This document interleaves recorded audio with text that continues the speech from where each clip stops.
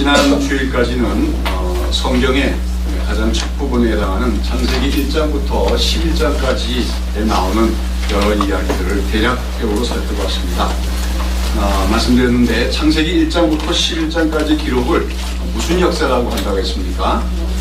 원역사다 이렇게 한다고 했죠. 이 원역사란 말은 구속역사라고 하는 말과 대조가 되는 말인데 성경 전체는 말 구속역사를 기록하고 있습니다. 근데 이 원역사라는 것은 이 구속역사라는 말과 대조해서 인류 전체에게 보편적으로 해당이 되는 원초적 역사라고 하는 말입니다. 그래서 여기 원역사에는 우주 만물의 창조와 인간의 창조, 그 다음에 인간의 범죄와 타락, 그 다음에 또 노아의 대홍수와 바벨탑 사건으로 인한 뭡니까? 인류의 분산 등 그야말로 아주 거대한 사건들이 인류사적인 사건들이 기록되어 있습니다.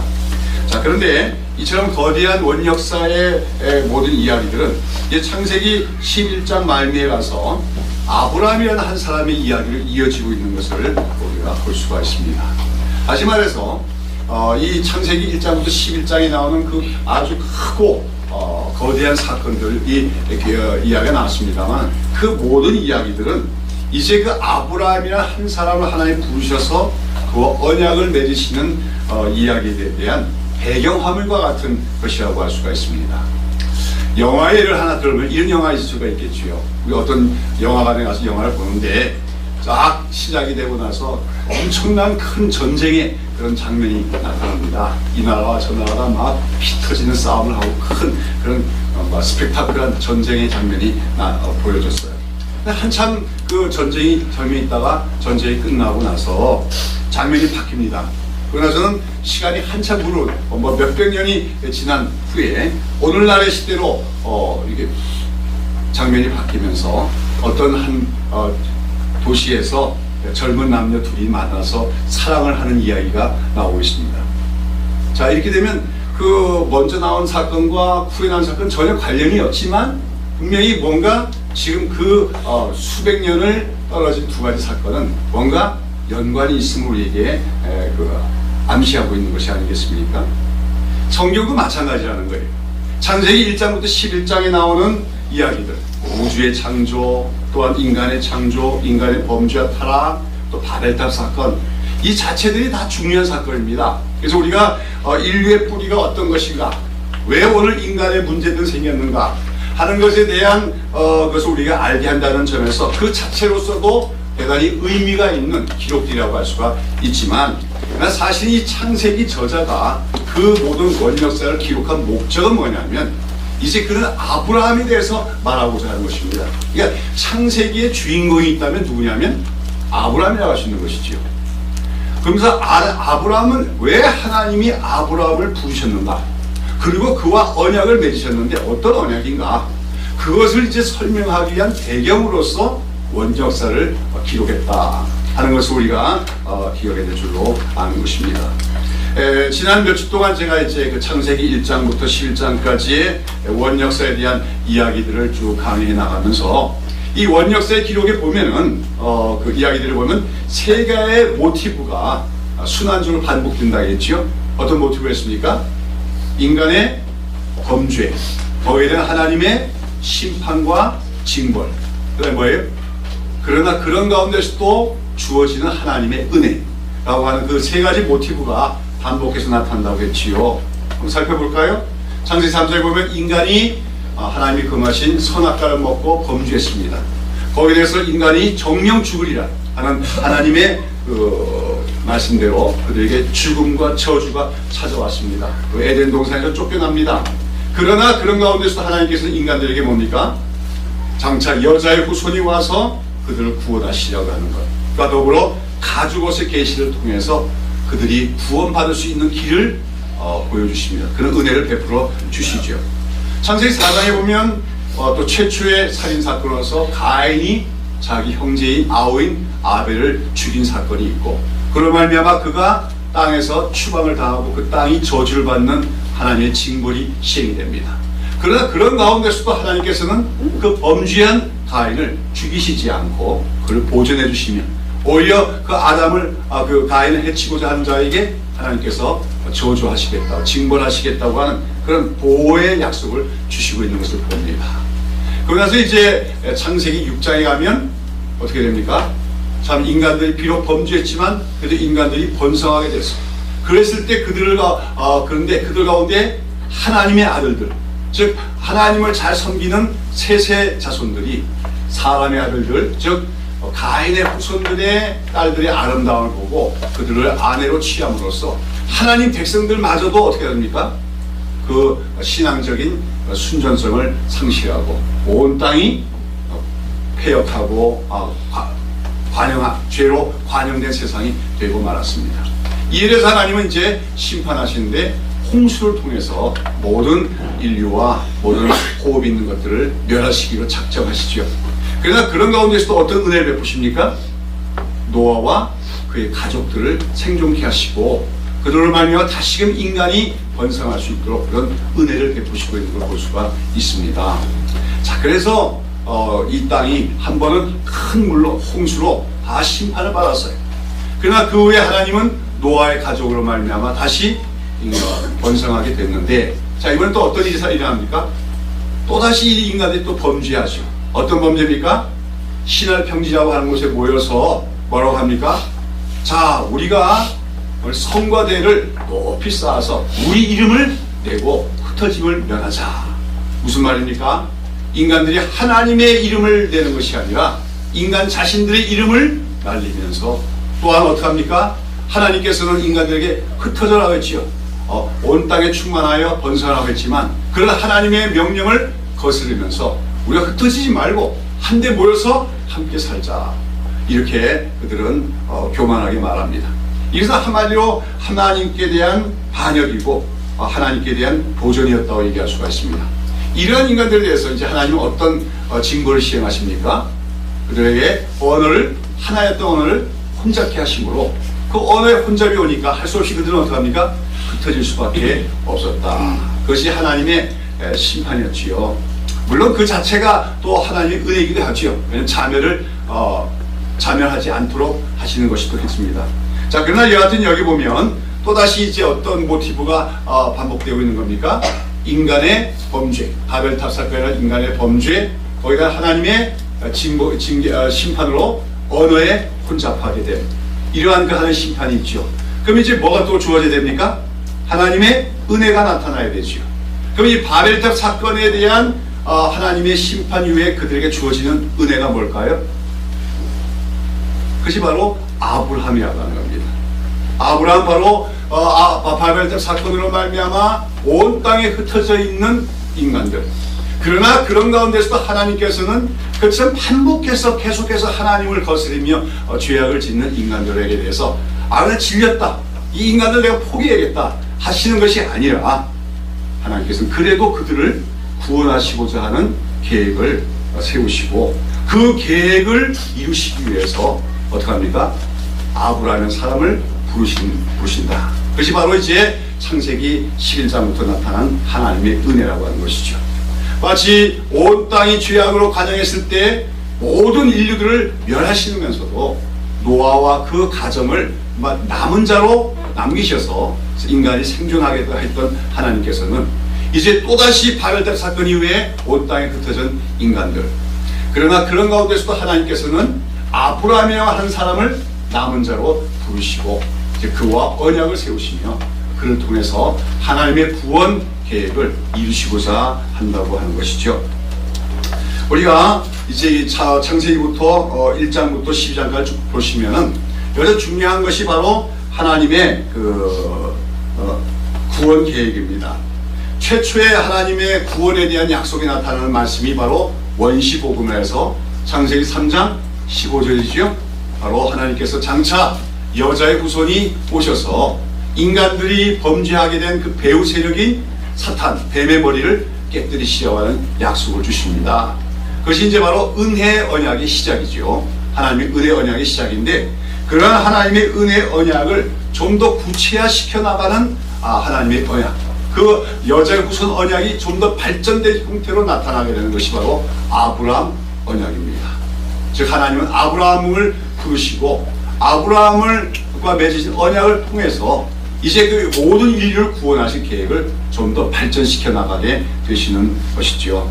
그래서 오늘 본문의 1절 보면은 11장의 말미에는 바로 그 바벨탑 이후에 모든 인류들이 흩어졌는데 그 속에서 뭡니까? 셈의 후손으로서 특별히 아브라함의 가문이 어떤 뿌리를 갖고 있는 걸 갖다 보여주는 아브라함의 그 족보가 나오죠.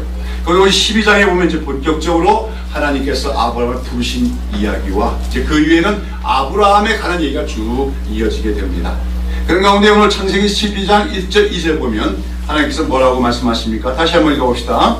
여호와께서 아브라함에게 이르시되 너는 너의 본토 친척 아비 집을 떠나 내가 내게 제시할 땅으로 가라. 내가 너로 큰 민족을 이루고 내게 복을 주어 너 이름을 창대케 하리니 너는 복의 근원이 될지라. 하나님께서 아브라함 부르신 목적이 뭐라고 되어 있습니까? 복의 근원이 되어라. 내가 너를 복의 근원이 되게끔 하게 하기 위해서 너를 부른다고 말씀하고 계십니다. 이 복의 근원이 되게 너는 복의 근원이 될지라 이렇게 우리 한글 개혁 성경에 되어 있지만 원래 이제 히브리 성경은 그냥 너는 복이 될지라 하는 그런 말로 되어 있습니다. 그러니까 의미적으로 볼 때는 복의 근원이 된다. 그보다 조금 더 알아들으실 말이 복의 통로가 될지라 하는 말로 이해하면 더 좋을 것 같습니다. 자, 그럼 여기서 하나님께서 아브라함을 복이 되게 하셨다는 말씀은 무슨 뜻입니까? 너를 복이 되게 하겠다. 복에 되겠다는 말씀은 뭡니까? 그것은 바로 하나님께서 모든 인류에게 복을 주시는 통로로 삼으시겠다고 하는 말씀입니다. 그리고 그 복의 핵심적인 내용은 뭡니까? 바로 하나님의 구원을 말하는 것입니다. 즉 범죄하여 타락한 인간들에게 하나님의 구원의 축복을 베푸시는 데 있어서 아브라함을 그 하나님의 축복의 도구로 삼으시겠다고 지금 약속하고 계신 것이죠. 여러분, 우리 인간들이 받아야 될 복, 하나님도 받을 수 있는 복 중에서 가장 큰 복이 무엇이겠습니까? 그것은 바로 구원이죠. 구원이 없는 다른 복들은 의미가 없어요. 오직 우리가 구원이란 무엇입니까? 바로 죄로 말미암아 저주 가운데 살아가며 일생의 죽음을 두려워하며 살아가고 있는 인생들이 그 죄의 저주로부터 풀려나고 하나님과의 교제가 회복되어서 영원히 하나님 앞에서 살아가게 되는 것, 그것이 바로 성경이 말하는 구원으로서 그것이야말로 하나님께서 우리 인생들을 주시는 가장 크고 위대한 복인 줄로 믿습니다. 오늘 우리가 하나님 믿고 복받은 자가 되었습니까? 안 되었습니까? 되었습니다. 예수 믿는 사람 중에 복받지 못한 사람이 있는 겁니까? 없지요. 어떤 사람은 나는 예수 믿고 있는데 가난해요. 나는 예수 믿고 있는데 병이 있어요. 그래서 나는 복받지 못했어요. 이 사람은 뭔가 잘 모르는 거예요. 우리가 예수 믿고 구원을 받았으면 그것이 가장 큰 복을 얻은 것인 줄로 믿습니다. 오늘 하나님께서 아브라함을 부르시고 내가 너를 복이 되게 할지 하는 말씀은 바로 아브라함을 통해서 그러한 구원이 바로 모든 사람들에게 임하게 하도록 하시는 통로로 삼으시겠다고 하는 뜻입니다. 하나님께서는 인간들을 하나님의 형상대로 만드셨지만 우리 인류의 조상인 아담과 하와는 뭡니까? 하나님의 명령에 불순종하여서 그래서 타락하게 되었고 에덴 동산에서 쫓겨난 신라권의 존재가 되어서 또 하나님과의 교제가 단절되고 말았지만 하나님께서는 장차 여자의 후손을 보내셔서 특별히 또 가지고 계신 통하여 그 여자의 후손의 계속적인 죽음을 통하여 인간들의 죄를 다 덮으시고 해결해 주시겠다는 약속을 주셨습니다. 그것이 바로 창세기 3장 15절에 나오는 원시복음 혹은 여자의 후손 언약이라고 하는 것이죠.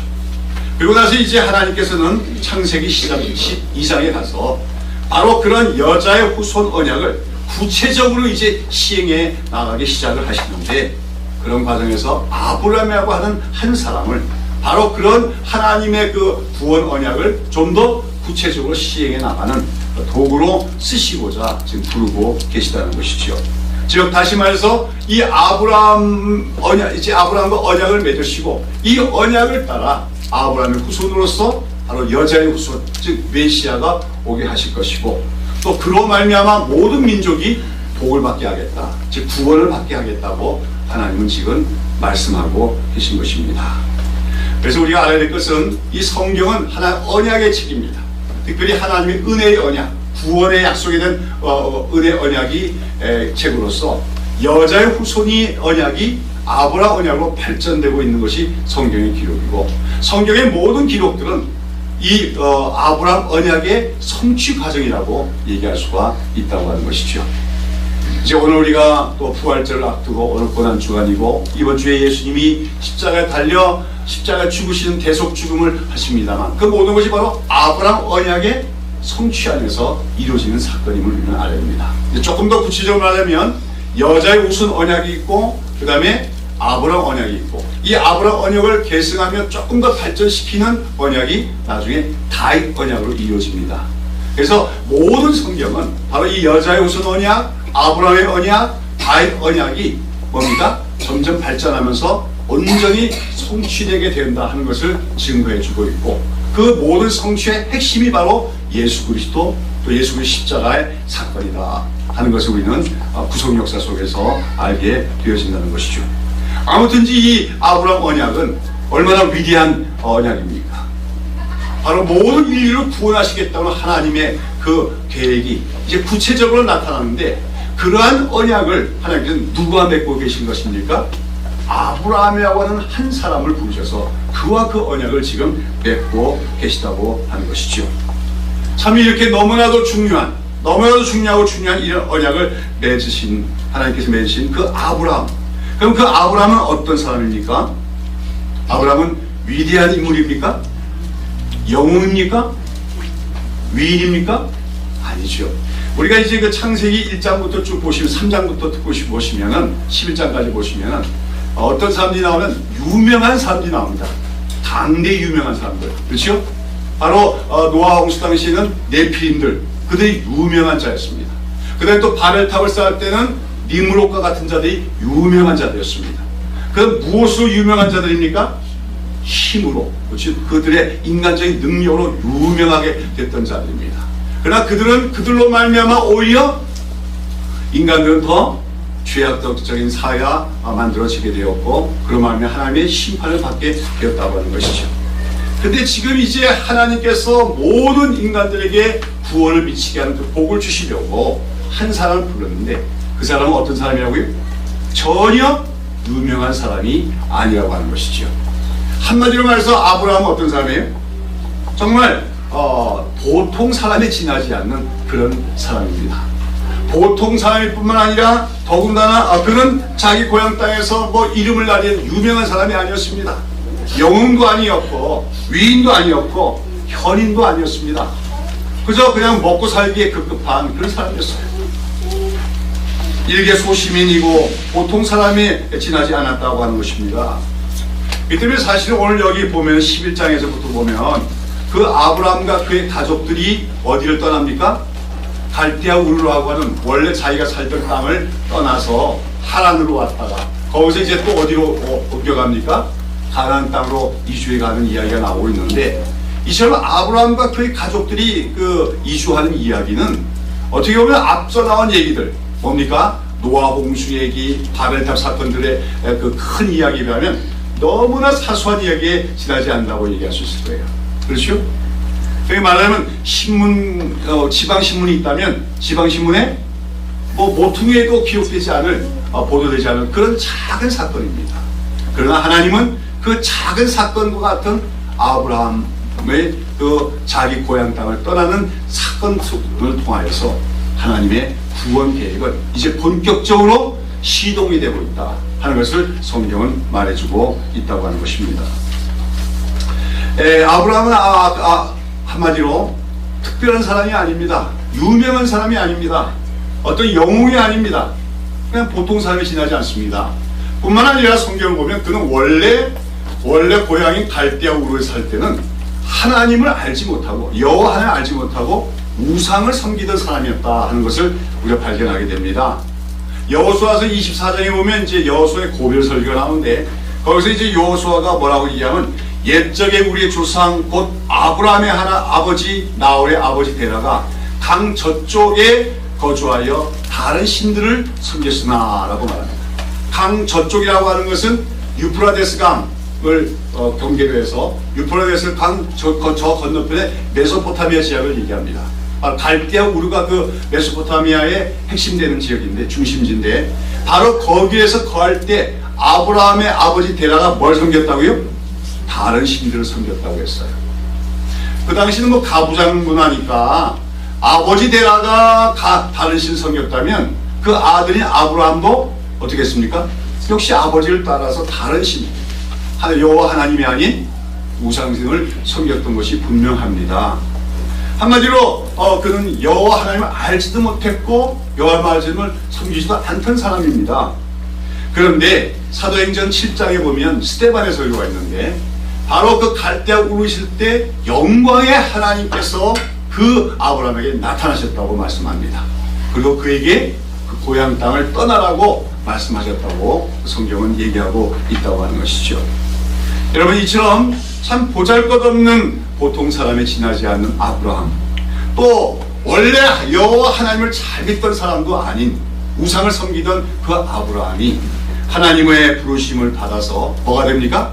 복의 통로가 되는, 바로 하나님의 그 위대한 구원 계획의 중요한 도구로서 쓰임받게 된다는 얘기는 우리에게 무엇을 말해줍니까?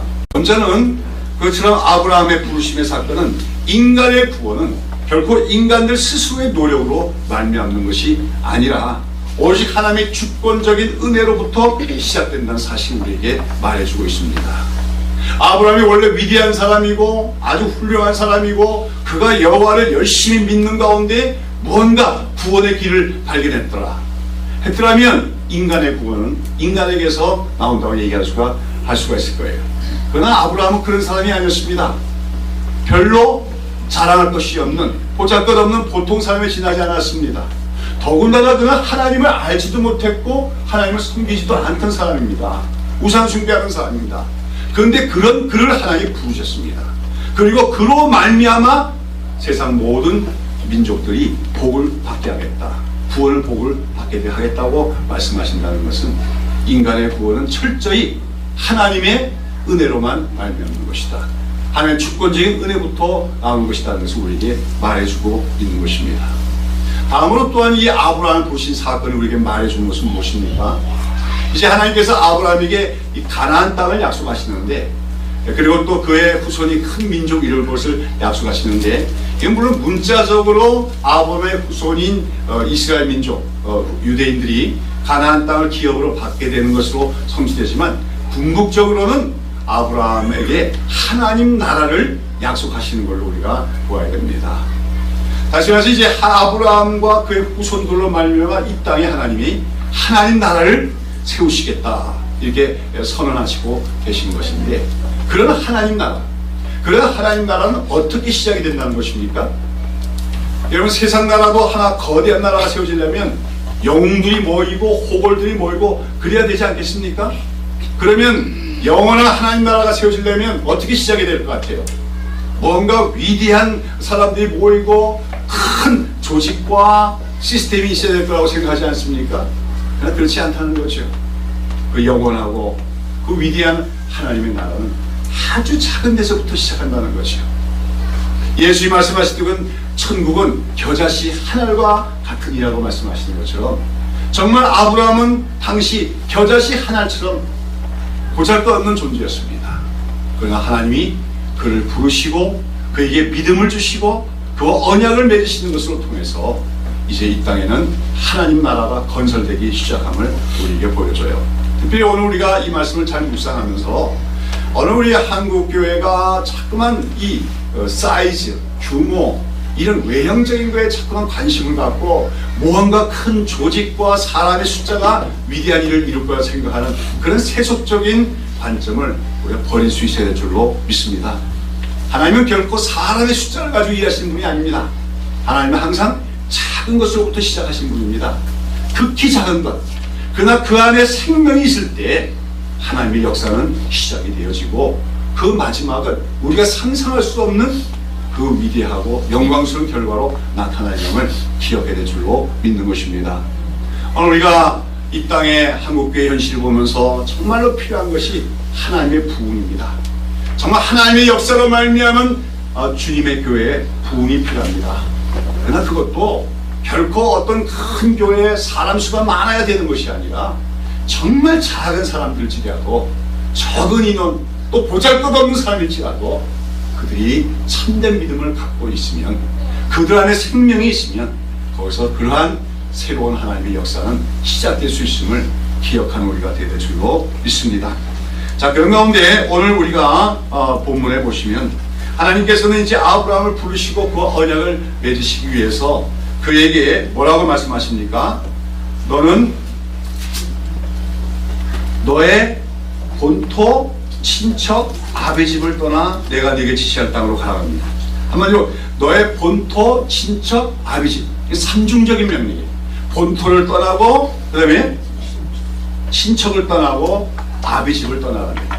점점 범위가 좁혀지고 있는 것이죠. 여기서 본토라고 하는 것은 어디냐면 원래 아브라함과 그의 아버지가 함께 살던 갈대아 우르를 얘기합니다. 그 다음에 친척집 아비집이라는 것은 그 후에 그들이 갈대아 우르에서 떠나서 일시 머물렀던 하란 땅을 얘기합니다. 거기서도 떠나라. 거기서만 떠나는 것이 아니라 아예 너의 아버지와 결별을 하라고 하나님은 말씀하고 계시다는 것이죠. 한마디로 아브라함이 이제까지 살아오면서 정들었던 모든 것을 다 버리라고 하는 것입니다. 그리고 인간들과 쌓아진 모든 인연을 끊고 하나님이 지시할 곳으로만 나가라고 말씀하고 계시다는 것이죠. 여기서 본토, 즉 원래 아브라함이 살고 있었던 갈대아 우르 지역은 바로 메소포타미아 지역의 중심 지역으로서 여기는 바로 당시 그 아브라함 당시 우상 숭배의 중심지였습니다. 하나님은 그곳에서 떠나라고 하십니다.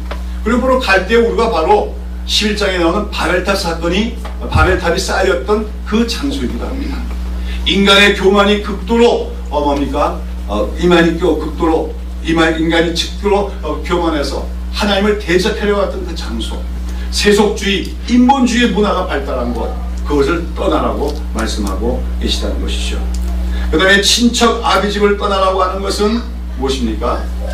그들이 갈대아 우르를 떠났지만 중간에 하란이라는 곳에 또 머물고 있었습니다. 거기서도 완전히 떠나라고 말씀하는 것이죠.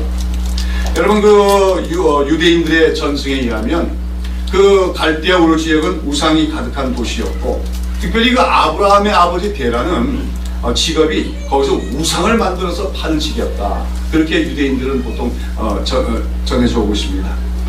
아마 아브라함은 그 당시 갈대아 우르로 살면서 상당히 나름대로는 편안한 삶을 살고 있을 것으로 추정이 되어집니다. 거기서 여러 가지 육신적 편안히 살 수 있는 여건들 이미 갖추고 있었을 것이요. 그러나 하나님은 이제 그런 모든 옛 생활에서 벗어나라고 명하고 계시다는 것이죠. 지금부터 이게 한 3,000년 전의 일입니다. 3,500년 전의 일인데, 그럼 그 당시에 정말 그 갈대아 우르 거기서 몇백 킬로, 1,000km 이상 떨어진 가나안 땅까지 나아간다는 것. 그것도 나름대로 삶의 터전이 다 닦여진 그 본토 친척 아비집을 떠난다는 것.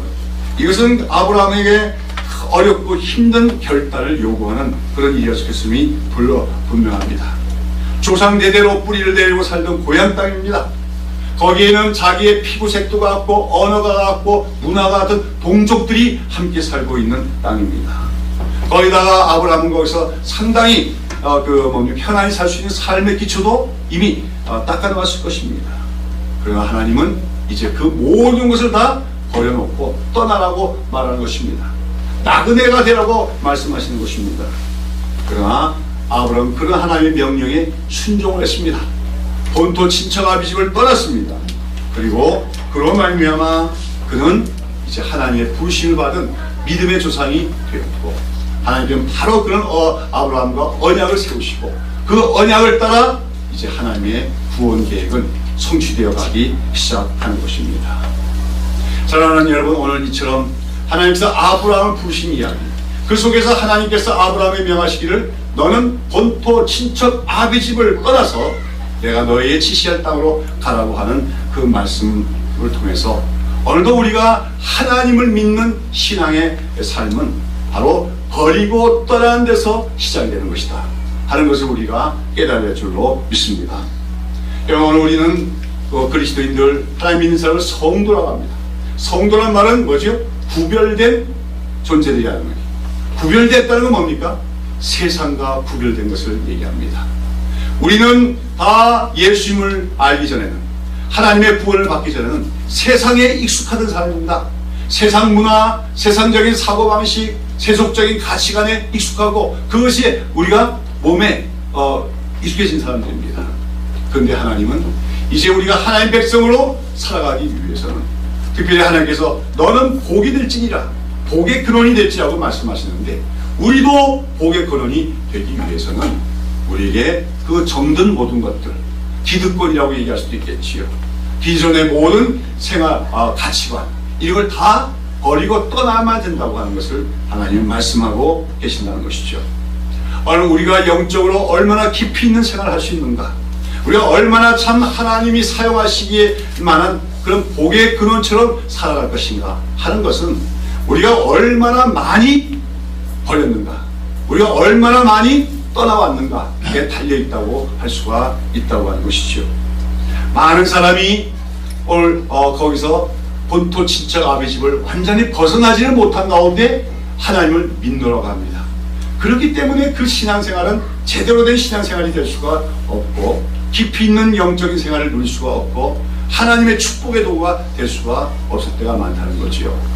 오늘 우리가 본문을 가만히 보시면 11장에 보시면은 원래 그 아브라함이 하나님의 부르심을 받는 것이 2차에 걸쳐서 부르심을 받았다는 걸 알 수가 있습니다. 사도행전 7장에 보면 바로 그 스데반의 설교가 나오는데, 스데반의 설교에 보면 아브라함의 갈대아 우르 있을 때 우상을 섬기던 아브라함에게 영광의 하나님이 나타나셨다고 얘기합니다. 그래서 아마 그때 아브라함이 하나님의 영광의 환상을 보고 또 가족들에게 얘기하고, 그래서 아마 그 가족들 전체가 갈대아 우르를 떠난 것 같아요. 그 갈대아 우르를 떠나고 이제 어디에 잠시 도착했습니까? 하란이라고 하는 곳에 도착했다는 것이죠. 근데 이 하란 땅에 오니까 거기는 또 나름대로 살만한 곳이거든요. 목초지도 많고. 그러니까 아마 아버지인 데라가 뭐라고 했습니까? 야, 우리 더 가지 말자. 여기가 좋지 않냐? 이 정도면 목초하기도 좋고. 아마 이렇게 제안했을 가능성이 많다는 거죠. 그래서 그 아브라함의 모든 가족은 데라와 더불어 하란 땅에 머물고 살고 있습니다.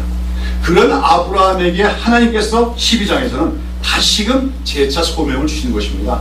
이제 너는 본토 친척 아비 집을 떠나라고 말씀하시는 거죠. 내가 지시할 땅으로 가라고 말씀하시는 것입니다.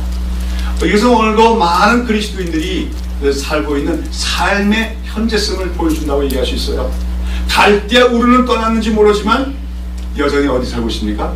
하란 땅에 거주하고 있는 많은 신앙인들의 모습을 보여주고 있지요. 하나님이 주실 그 거룩한 땅, 하나님이 지시할 땅, 바로 하나님 나라로 나가지 못하고 세상과 하나님 나라 사이에 그 경계선에 있는 그곳에 두 다리를 얹고 살아가고 있는 그런 어정쩡한 신앙의 모습의 하나의 그림이라고 할 수가 있습니다. 그러한 아브라함에게 하나님 뭐랍니까? 이제 본토 친척 아비 집을 완전히 떠나라고 말씀하십니다. 그리고 내가 너에게 지시할 땅으로 가라고 얘기합니다. 여기서 이제 아브라함은 순종하게 되어지고, 그로 말미암아 그는 가나안 땅에 들어가게 되었다는 것이죠. 자, 여러분, 오늘도 우리가 하나님과 더 긴밀한 관계가 맺고 하나님이 주시는 그 영적인 은혜 속으로 더 깊이 들어가고 하나님 나라에 그 더 깊이 들어가기 위해서는 우리가 더 멀리 떠나고 더 많이 버리는 그런 역사가 우리에게 있어야 될 줄로 믿습니다. 인간관계뿐만 아니라 세속적인 가치관, 또 잘못된 습관, 이 모든 걸 우리가 버리면 버릴수록, 떠나면 떠날수록 우리는 하나님께 더 가까이 갈 수 있음을 기억해야 될 줄로 믿는 것입니다. 자, 근데 여러분 오늘 여기 보시면은 아브라함이 특별히 중요한 것은 이처럼 아브라함이 하나님의 부르심을 받고 새로운 곳으로 나아갈 때 그가 무엇을 쫓아갔다고 했습니까? 4절에 보면 이에 아브라함이 여호와의 말씀을 쫓아갔고 했습니다. 중요한 것은 아브라함이 가나안 땅으로 갔는데 이주했는데 그것이 자신의 어떤 인생 계획에 의한 것이 아니라 여호와의 말씀을 쫓아 간 것이었다고 하는 것입니다. 오늘 우리는 우리의 인생 계획을 세우고 우리의 어떤 마스터 플랜을 통해서 따라 산 사람이 아님을 알립니다. 우리는 모든 삶에서 하나님의 인도하심을 구하며 그 인도하심을 따라 살아가는 하나님 백성이 되어야 됩니다. 여러분, 하나님의 말씀은 죽어있는 것이 아닙니다. 하나님의 말씀은 오늘도 살아있고 역사하시는 능력 있는 말씀임을 기억하시기를 바랍니다. 오늘 여러분의 모든 삶에서 하나님의 인도하심을 구하십시오. 기도하십시오. 크고 작은 모든 일에 하나님이 말씀해 주시기를 기도하십시오. 그러면서 말씀을 묵상해 나갈 때 하나님께서 반드시 말씀 속에서 우리를 올바른 길로, 우리가 가야 될 길로 인도해 주신 줄로 믿습니다. 저는 그 찬송을 참 좋아하는데, 내일 일은 난 몰라요, 하루하루 살아요. 이 찬송가 세상 사람들이 보기에는 참 그거 맥 빠진 노래 아닙니까? 내일은 하나도 모른다. 그러나 그 찬송처럼 은혜가 되는 것이 없어요. 내일은 난 몰라요, 하루하루 살아요. 그러나 내일을 누구나 아십니까? 하나님은 아십니다. 그런 가운데 우리가 하루하루 하나님을 의지하여 살아갈 때 하나님 말씀을 통하여 우리를 전혀 우리가 기대하지 않았던 새로운 곳으로 인도해 주시는 분이심을 기억해야 될 줄로 믿습니다. 아무튼 아브라함은 하나님의 말씀을 쫓아 나아갔고, 그로 말미암아 그는 하나님과 언약을 맺은 복의 근원이 될 수가 있었다고 하는 것이죠. 이처럼 아브라함이 하나님의 말씀을 쫓아 본토 친척 아비집을 떠났을 때 하나님께서 그에게 어떠한 축복을 약속해 주십니까? 자, 오늘 보면 2절 보면 뭐라 합니까? 내가 너로 큰 민족을 이루고 내게 복을 주어 내 이름을 창대케 하니 너는 복의 근원이 될지라. 여러분, 버리고 떠나는 아브라함에게 하나님은 약속을 주시는 거예요. 복을 약속해 주십니다. 먼저는 뭡니까? 너에게 지시할 땅으로 가라 했으니까 그 지시할 땅, 그 가나안 땅이 그가 버린 본토 땅에 대한 보상으로 주어지는 것입니다. 우리가 본토 땅을 버리면 하나님은 가나안 땅을 주신다는 거죠. 그 다음에 친척 아비집을 떠나고 했지만 친척 대신에 하나님은 그에게 큰 민족을 이루어주시겠다고 약속하십니다. 그리고 아비집을 떠날 때 그에게 창대한 이름을 주시겠다고 약속을 하십니다. 여러분, 우리가 하나님께서 넌 그걸 버려라, 넌 그걸 떠나라고 말씀하실 때 우리가 당장에는 버리고 떠나는 것이 손해인 것처럼 보일지라도 하나님은 그것보다 더 좋은 것을 예비하시고 더 신령하고 큰 은혜를 보상으로 주심을 기억하시기를 바랍니다.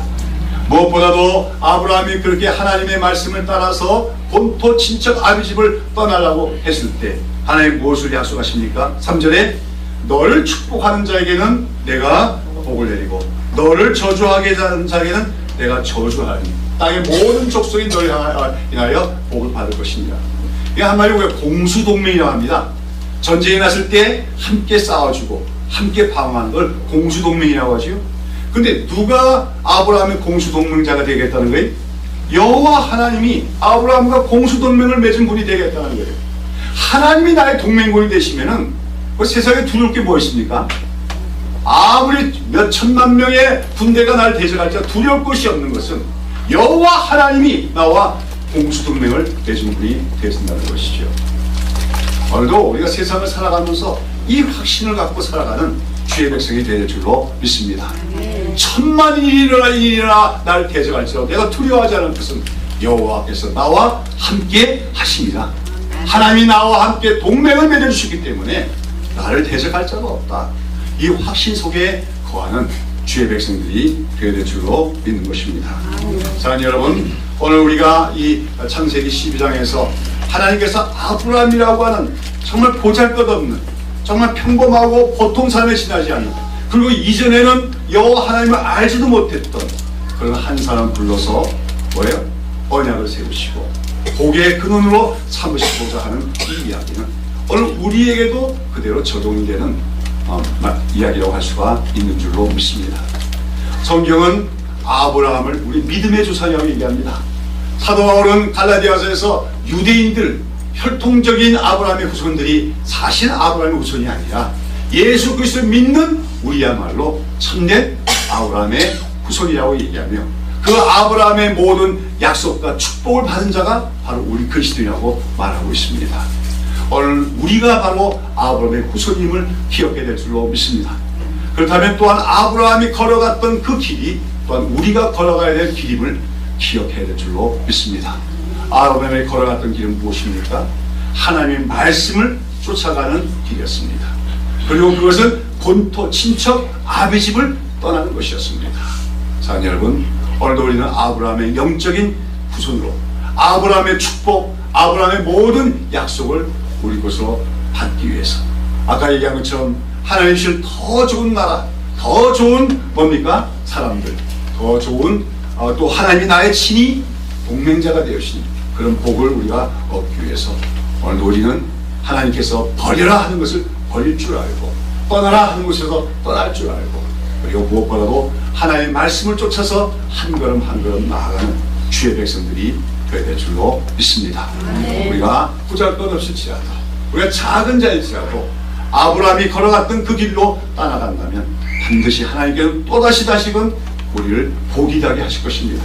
우리로 말미암아 많은 사람들이 하나님의 복을 받고 구원에 이르게 하는 역사가 일어나게 될 줄로 믿습니다.